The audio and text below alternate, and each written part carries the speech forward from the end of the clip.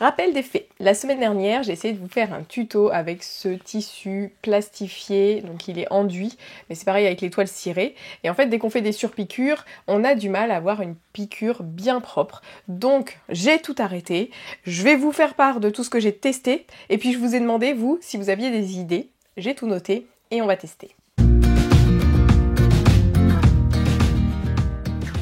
Je suis Charlène et je fais des tutos couture pour débutants en couture et puis je vous fais aussi des formations pour vous apprendre à coudre vos vêtements parce que mon truc c'est vraiment la couture de vêtements. Mais je fais quand même des tutos pour accessoires puisque c'est quand même le plus simple pour débuter. Quand c'est simple. C'est pourquoi le tuto que j'avais prévu de vous sortir ne sortira peut-être pas. Mais je sais que vous aimez les challenges, donc j'aimerais trouver des solutions parce que même si vous débutez, parfois vous avez envie de coudre ce genre de tissu. Et où est-ce que je vous avais partagé ma mauvaise expérience et où est-ce que je vous avais demandé vos retours? Eh bien c'est dans la lettre du mercredi. J'adore les échanges qu'on peut avoir avec cette lettre. Si vous aussi vous voulez la recevoir, vous pouvez cliquer sur le premier lien en description de cette vidéo pour vous inscrire. Et dedans, je vous mets les vidéos qui sortent, des inspirations couture, bref, tout ce qu'il faut pour vous motiver à coudre. Pour ceux qui ne voient pas où est le problème, donc ce tissu, il est vraiment très plastifié d'un côté, et puis de l'autre, il ressemble un petit peu plus à un tissu normal. Donc quand on coud endroit contre endroit, on n'a pas de problème, parce qu'on a l'envers qui est vers les griffes d'entraînement et l'envers qui est vers le pied presseur. Donc on arrive à avancer comme si c'était un tissu normal. Le problème, c'est quand on vient faire une surpiqûre, donc cette piqûre qui est sur le dessus là. Donc ces piqûres qui sont sur le dessus, sachant qu'en dessous, j'ai aussi le tissu qui accroche. Donc en dessous et au-dessus, on a un tissu qui accroche. Et les griffes d'entraînement, elles ont du mal à entraîner le tissu. Pourquoi? Parce que la griffe, elle attrape le tissu et après elle fait avancer en glissant sous le pied presseur. Et quand ça accroche au pied presseur, bah, ça ne veut pas avancer. Donc ce qu'on va essayer de faire, c'est de faire en sorte que ça glisse sous le pied presseur. Et il y a d'autres solutions aussi dont je voulais vous parler. D'ailleurs, je vais commencer par celle-ci. Parce que pour éviter ce problème, on peut carrément contourner le problème. Déjà, éviter d'utiliser un tissu qui soit vraiment très plastifié. Mais voilà, peut-être qu'on a craqué sur les petits pans comme ça et puis qu'on a envie de coudre ça. Mais sachez qu'il y a des tissus enduits qui se cousent un petit peu mieux, qui sont un petit peu moins enduits, un petit peu moins brillants comme ça, et qui vont se coudre un petit peu mieux et qui vont mieux passer avec certaines des astuces que je vais tester ici. Donc on peut changer le tissu. On peut changer le projet et éviter d'avoir des projets avec des surpiqûres. C'est assez rare quand même. Ce qu'il faut savoir, c'est que cette piqûre, j'avais dû la faire avec ma nouvelle machine là où je peux baisser la pression du pied presseur. Et quand le pied presseur il appuie moins, bah du coup il va moins accrocher. Donc ça, c'est une des astuces qui marche bien si vous avez une machine où on peut régler la pression du pied presseur. Moi, j'ai décidé de reprendre l'autre machine, celle où je ne pouvais pas modifier la pression du pied presseur, parce que je veux des astuces qui marchent pour tout le monde, peu importe votre machine. Donc parmi les choses que j'avais testées, si on en écarte cette pression du pied presseur, j'avais mis du papier de soie dessus et dessous, de manière à ce que ce soit bien entraîné. Alors ça marche, c'est bien entraîné, mais le point derrière, il paraît comme si la tension était trop forte. Ça fait des petites bouclettes. C'est ça que je vais essayer de perfectionner ici avec vos astuces. Donc je vous ai dit papier de soie et j'avais pris une aiguille Microtex. Les aiguilles Microtex, elles sont très pointues et donc elles vont percer sans faire un énorme trou dans notre plastique. Ce qui m'amène à la première idée que vous avez eue, c'était d'utiliser une aiguille jean ou une aiguille au-delà de 90. Je suis quand même sceptique parce que 90, ça veut dire que ça va me faire des trous un petit poil plus gros. Je plie en deux et encore en deux parce que là je veux simuler une surpiqûre, donc on a 4 épaisseurs. Je mets mon papier de soie. Et d'ailleurs, papier de soie ou papier de cuisson? Vous m'avez suggéré de prendre du papier cuisson. Effectivement, ça glisse un petit peu mieux avec le papier cuisson, mais on a les mêmes points qui ne sont pas super jolis sur l'envers avec les deux. Donc c'est l'équivalent. J'ai mon aiguille au milieu, j'ai allongé mon point à 3,5. Je vais pas commencer pile poil au bord non plus, hein. Faut pas se mettre des difficultés quand il n'y en a pas. Donc je commence à peu près 5 mm en dessous et j'y vais.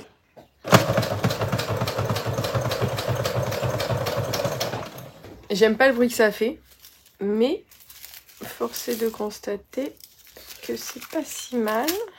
Voilà, derrière on a quand même quelques points un petit peu détendus, mais devant c'est pas mal. Je vais essayer avec l'aiguille Microtex.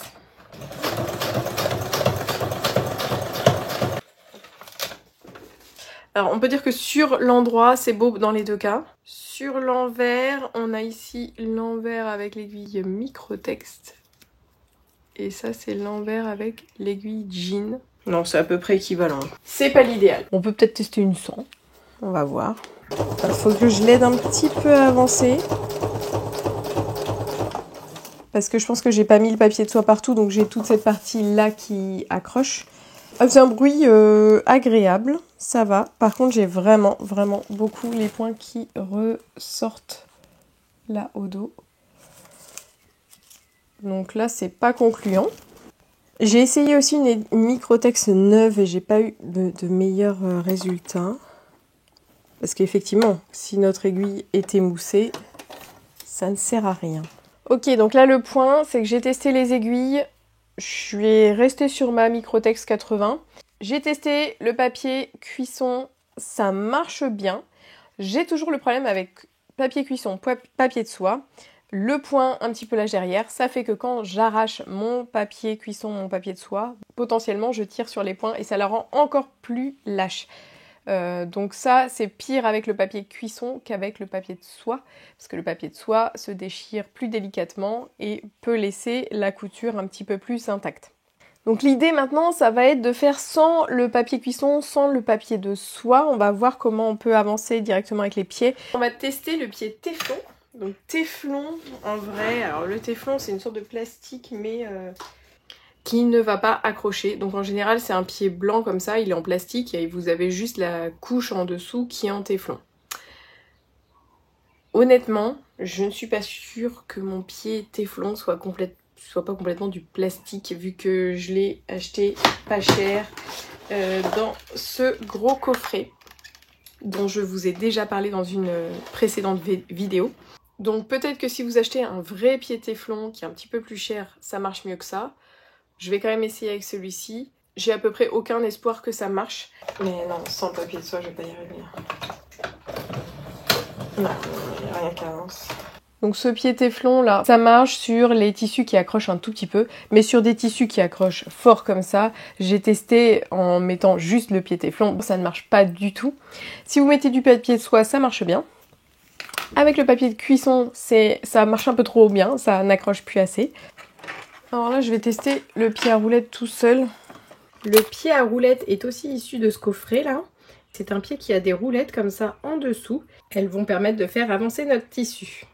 Je l'avais déjà testé la dernière fois, ça n'avait pas marché. Hop. Hey. C'est pas si mal. C'est pas si mal, mais j'ai toujours les points derrière qui ressortent. Mais pas tant que ça, finalement. Donc ce pied à roulette c'est pas mal. Je vais essayer sur une plus grande distance. Ah.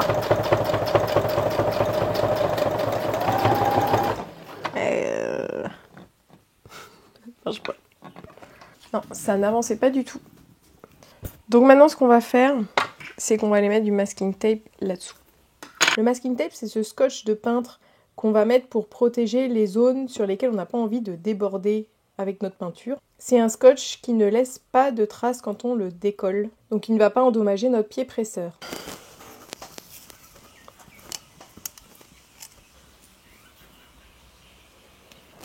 Par la même occasion, je vais tester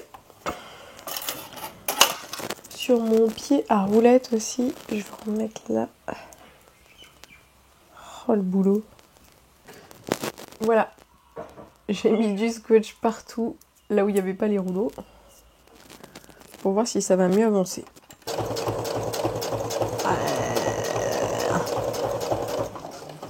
Non. Zéro changement. C'est toujours pareil, ça stagne, c'est moche. C'est tout serré. Donc là, c'est la roulette avec le papier, ça marche pas. Et maintenant, je vais essayer juste le masking tape sous mon pied. Bon, je suis un peu perdue dans tous mes tests là, donc j'ai été obligée de faire une pause biscuit de graines. À la fin, j'ai testé le masking tape sur mon pied standard. Et figurez-vous que c'est ce qui me donne presque le plus joli résultat sur ce repli là. Donc là c'est le pied J plus le masking tape donc, que j'ai mis là. Le pied téflon, je l'ai retesté, mais j'ai été obligée de l'aider pour avancer. Lui aussi un petit peu, mais beaucoup moins que lui. Et puis la roulette, j'ai été obligée d'aider aussi. Donc le pied avec les petites roulettes là.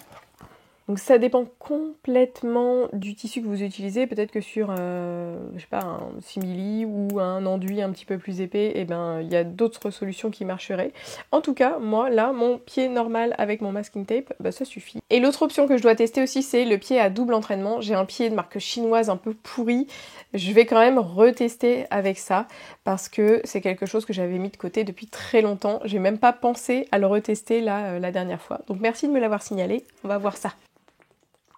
Ah, pied à double entraînement, ça se présente comme ça.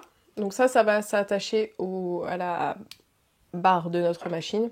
Ça, j'en ai pas vraiment besoin parce que ça, c'est un repère de guidage quand vous voulez matelasser. Donc, pas vraiment besoin. Là, pas utile. Il sert à quoi? Il sert à attraper le tissu. En fait, là, on va plus avoir le tissu qui glisse sous le pied presseur. On va attraper carrément le tissu comme ça à deux mains et on va le faire avancer comme ça. Donc on va le pincer et le faire avancer. Donc ça me paraît être la solution idéale pour ce qu'on essaye de faire. Est-ce que ça va régler notre problème de point lâche en dessous? Pas sûr.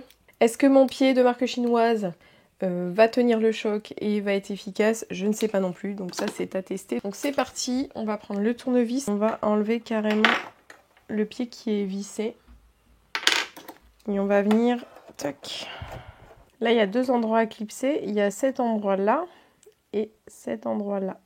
J'ai bien mis l'aiguille au milieu, un long point, et j'y vais. Vous voyez que ça avance tout seul, là. Et voilà les points que j'ai. Bon, cette vidéo n'est pas sponsorisée, mais vous voyez que j'ai quand même des points assez bien. J'ai même fait comme si je devais vraiment surpiquer cette partie de trousse et vous voyez que ça a donné quelque chose d'assez régulier. Il y a quelques endroits où ça a un peu stagné, on voit que le point est un petit peu plus court, mais le résultat est quand même pas mal du tout et ça c'était sur l'envers. Donc c'est quand même le meilleur résultat. Il y a une autre solution qui m'avait proposée, qui était de mettre de l'huile, alors j'imagine de l'huile de machine, sur notre tissu pour que ça glisse mieux. Mais là pour le coup l'aiguille pique dans l'huile, l'huile va ensuite dans les mécanismes, donc bon, même si c'est de l'huile de machine, je ne sais pas à quel point ça peut abîmer la machine ou abîmer tout simplement le fil ou je ne sais pas. Ça me tente moins de tester cette solution. Il y a quelqu'un qui m'a parlé du talc aussi, qui me paraît être une bonne idée parce que du coup ça permet de lisser la partie là. Donc ça va faire de la poussière pareil qui va plus ou moins encrasser la machine. Donc ce serait pas ma solution préférée. Mais elle avait l'air de dire que ça passait bien et je veux bien la croire. Moi j'ai pas de talc donc là je vais pas pouvoir tester. Je vous fais une petite conclusion à chaud. Le meilleur ça reste quand même le pied à double entraînement qui permet vraiment d'entraîner correctement notre tissu. Avec l'aiguille Microtex, je reste un petit peu là-dessus. C'est une aiguille super pointue donc ça va permettre de vraiment traverser les épaisseurs. Et percer le plastique. Celui-là c'est pas celui que j'ai, il a l'air encore mieux et finalement il est à 20 €. Moi je vous mets le lien en dessous de cette vidéo. Le pied à double entraînement, bonne option. Si c'est pour faire une petite couture de 10 cm une fois par an, je vous conseille plutôt de mettre du scotch de bricolage en dessous de votre pied presseur. Honnêtement, je pensais pas que ça allait marcher, c'est pour ça que je l'avais même pas testé au départ. Donc je n'ai pas été une bonne sceptique au départ, mais il faut toujours tester les astuces parce qu'on sait jamais. Donc ça testé et approuvé en tout cas sur mon tissu en 4 épaisseurs ici, et après sur d'autres tissus ça peut ne pas être la bonne solution. C'est ce que j'ai pu constater. Et puis rester sur le papier de soie ou le papier cuisson, c'est quand même une option pas trop mal. Même si quand on tire sur le papier, bah, ça tire un peu sur la couture derrière et on aggrave un petit peu le problème de point lâche si on l'avait au départ. Je vous souhaite à tous une bonne couture, on se retrouve très vite dans ma lettre du mercredi et dans une prochaine vidéo. Bye bye!